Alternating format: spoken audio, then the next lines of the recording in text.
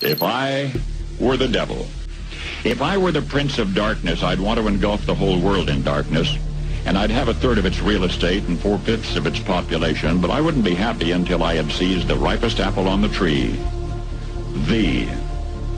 So I'd set about, however necessary, to take over the United States.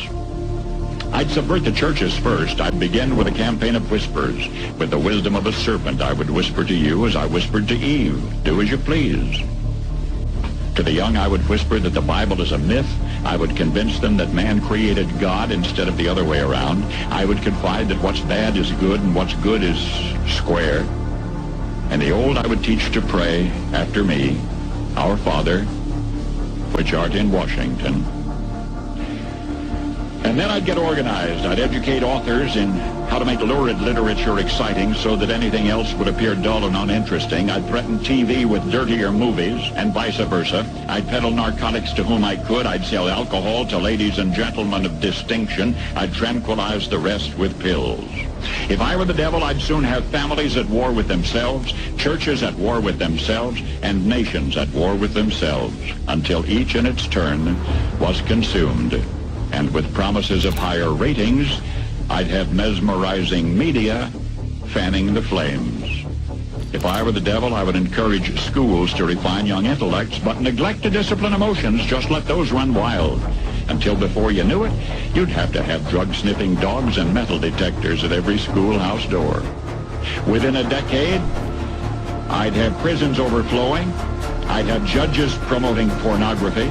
Soon I could evict God from the courthouse, then from the schoolhouse, and then from the houses of Congress. And in his own churches, I would substitute psychology for religion and deify science. I would lure priests and pastors into misusing boys and girls and church money. If I were the devil, I'd make the symbol of Easter an egg and the symbol of Christmas a bottle.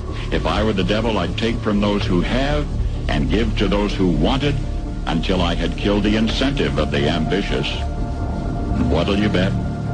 I couldn't get whole states to promote gambling as the way to get rich. I would caution against extremes in hard work, in patriotism, in moral conduct. I would convince the young that marriage is old-fashioned, that swinging is more fun, that what you see on TV is the way to be. And thus I could undress you in public, and I could lure you into bed with diseases for which there is no cure. In other words, if I were the devil, I'd just keep right on doing what he's doing.